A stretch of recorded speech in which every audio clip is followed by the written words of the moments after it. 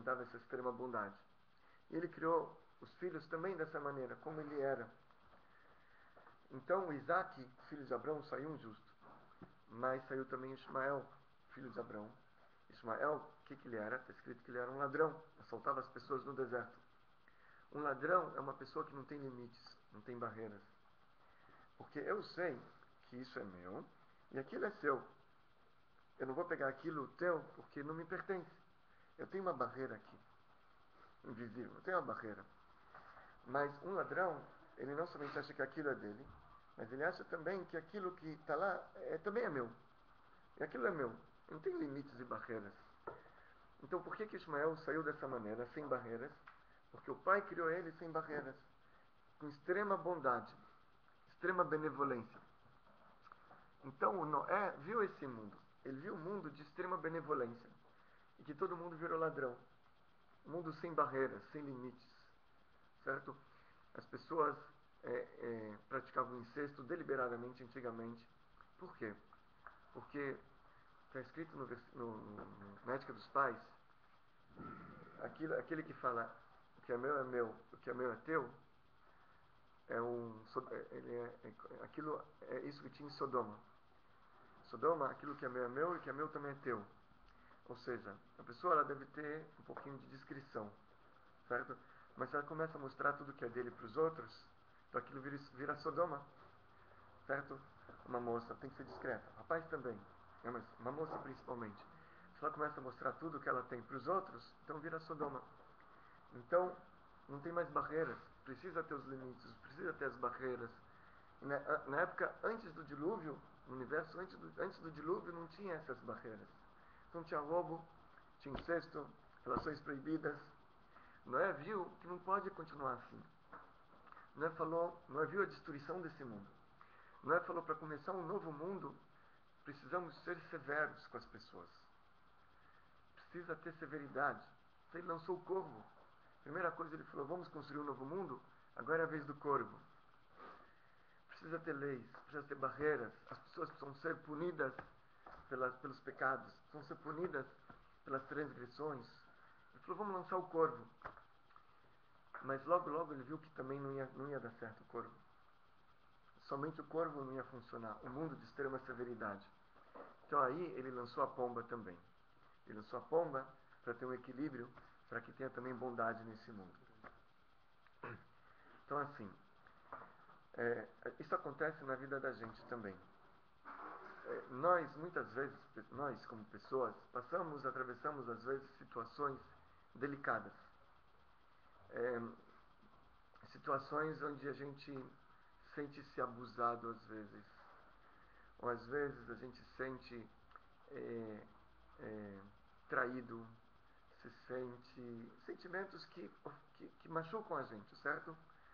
Seja às vezes de um sócio, de um amigo, do parceiro, da esposa, do marido, ou através de pais, famílias, certo? A pessoa se sente assim, brigou com a sogra, certo? Então, qual é a natureza, qual é a tendência natural da pessoa que foi machucada? Reagir com severidade. A pessoa ela fecha a guarda, ela se torna severa, para não ser abusada de novo, para não ser explorada, para não se sentir traída novamente. Então ela vira uma pessoa mais dura. Ela tem dificuldade às vezes de confiar em outras pessoas. Uma pessoa que foi traída pelos funcionários, sócios, ela às vezes tem dificuldade em começar um novo relacionamento comercial de confiança, certo? Por quê?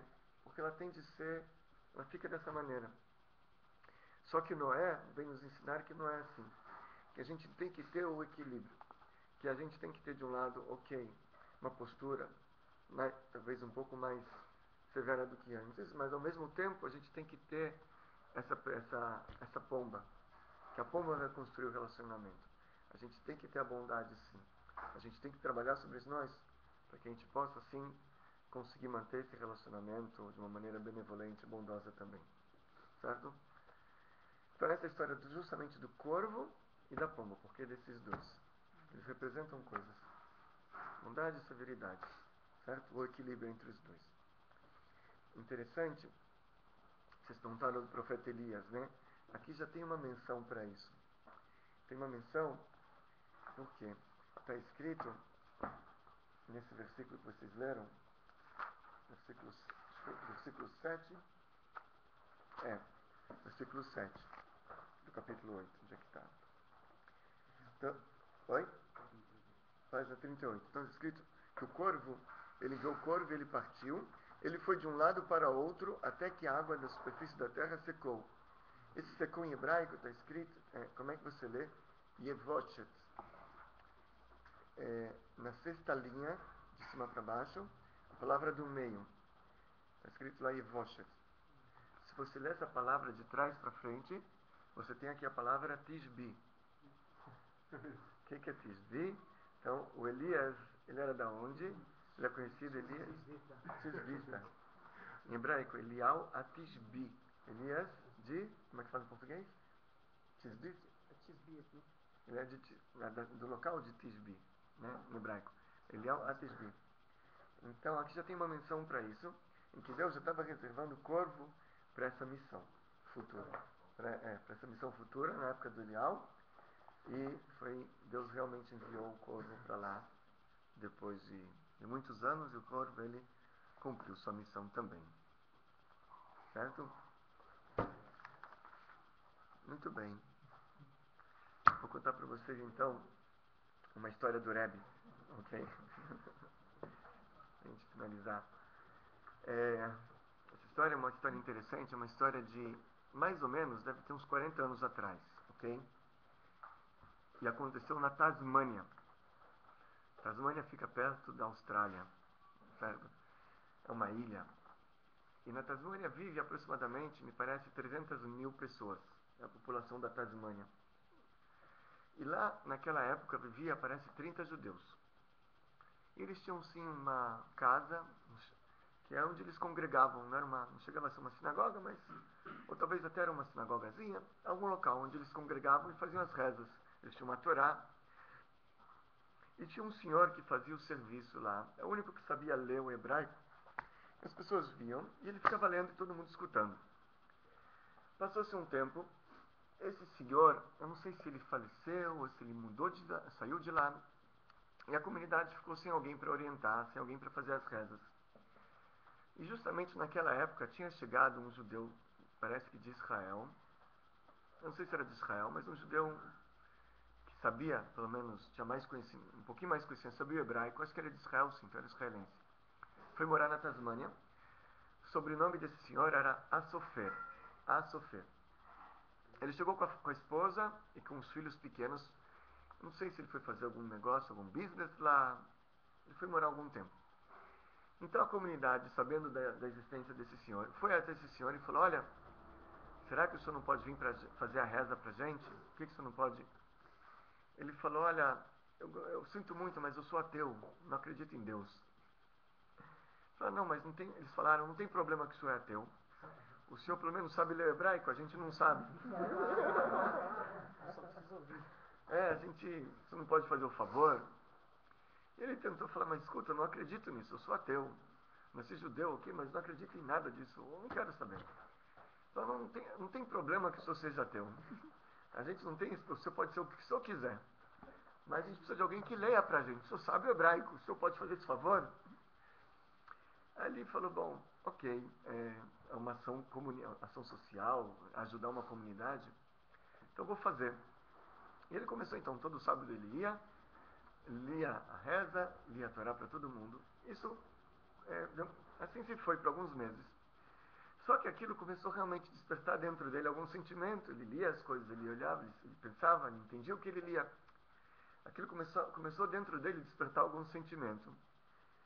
E ele e a esposa, começaram a sentir uma responsabilidade sobre a comunidade também. Ele, de repente, virou rabino da comunidade. Né? O rabino ateu nunca sabia isso. Então ele começou a estudar alguma coisa que ele sabia. Mas ele não tinha muitos livros e as fontes eram muito escassas lá na Tasmânia. Não era na época da internet isso. Então a esposa se lembrou de algumas coisinhas que a avó dela fazia, eles começaram a implementar na vida diária.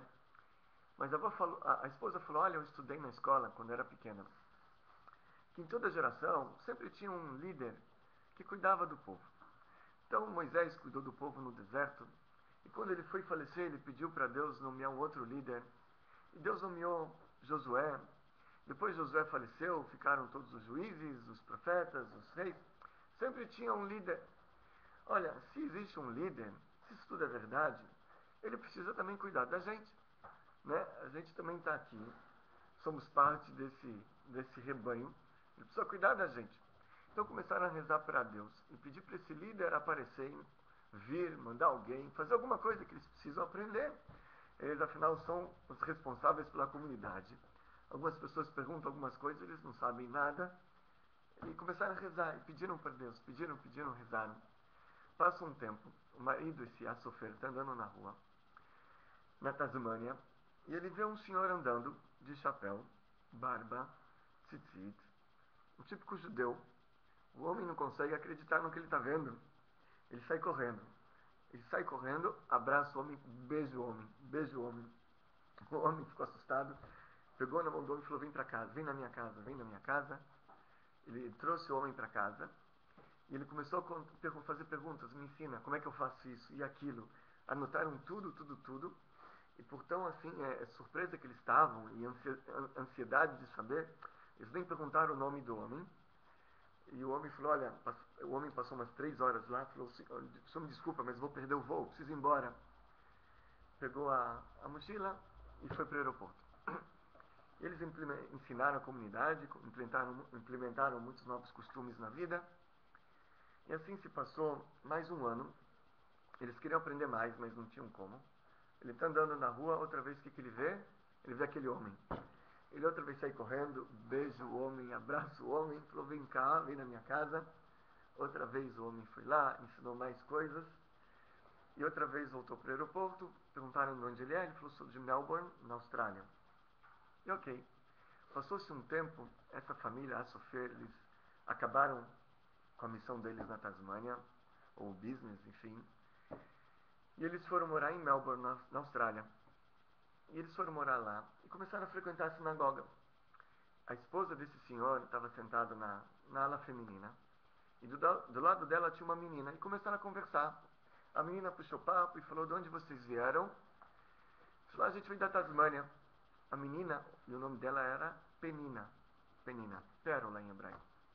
A menina Penina perguntou para a mulher, falou: da Tasmânia? Olha, eu tenho uma história interessante para ele contar da Tasmânia. Meu pai, ele é o rabino-chefe aqui da comunidade Chabad, de Melbourne. Era o rabino Gutnick, o nome dele.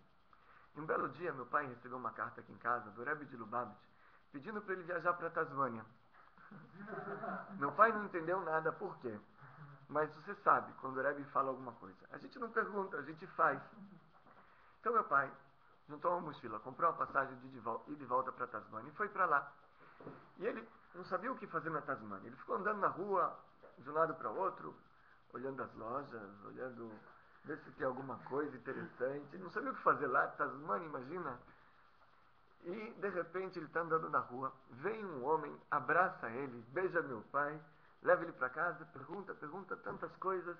Meu pai ficou surpreso. Um ano depois, meu pai recebeu outra carta para ele, foi, outra vez encontrou aquele homem. E meu pai ensinou muita coisa para aquela família. Essa mulher, escutando isso, se emocionou. Por quê? Porque ela se lembrou que eles rezaram para Deus e falaram: se tem um homem, um profeta, um líder hoje em dia, que esse líder mande alguém para a gente. E foi nesse momento que eles receberam aquela carta da Austrália. Então, o Rebbe mandou. Aí ela falou: olha, eu vou lhe falar uma coisa. Aquela família somos nós estamos aqui hoje em dia.